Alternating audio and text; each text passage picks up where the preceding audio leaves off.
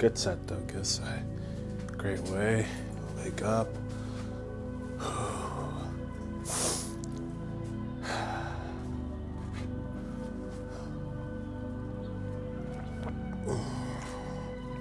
Good set, good set. It's freezing. Yo, welcome back to our video. Alright, so it is super cold this morning. I got my hot cocoa right here. I kind of drink this like coffee just because I enjoy it, the flavor. And it has a little bit of caffeine, not too much to actually notice the effect.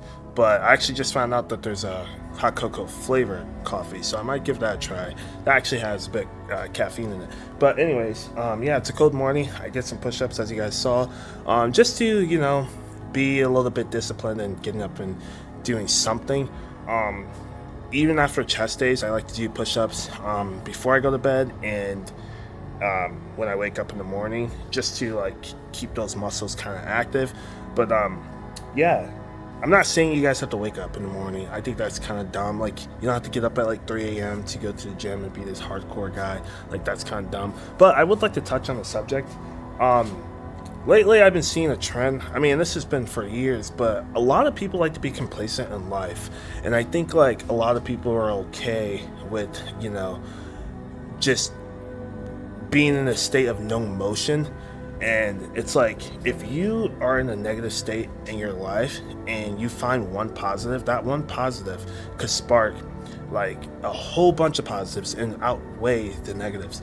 I think a lot of people just like to be in this bubble of like, oh, it's everyone else's fault, it's not my fault, you know, I'm in this position because of someone else, and if someone else would just help me, then, you know, that'd be great, but I'm in this position because of someone else. And it's like, no, brother, like, you're in control of your own life. Obviously there's things that happen, there's events that happen, but no one can like really put you in a situation that you can't get out of than yourself, you know what I'm saying? So I think being complacent is just kind of an excuse to, you know, blame others.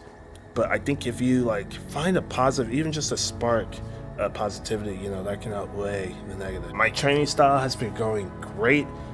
In terms of like progression, I do like where I'm at with like my hypertrophy work.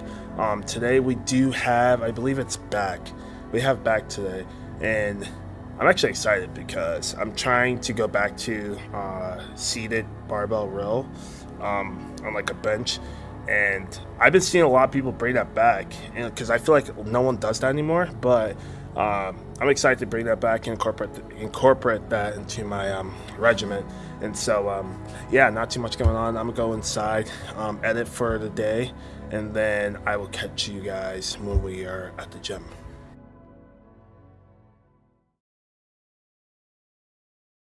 Alright, so we're at the gym right now. We do have back.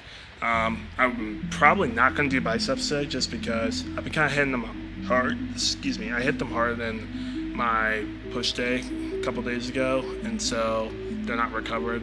And I really want to like focus on my back right now.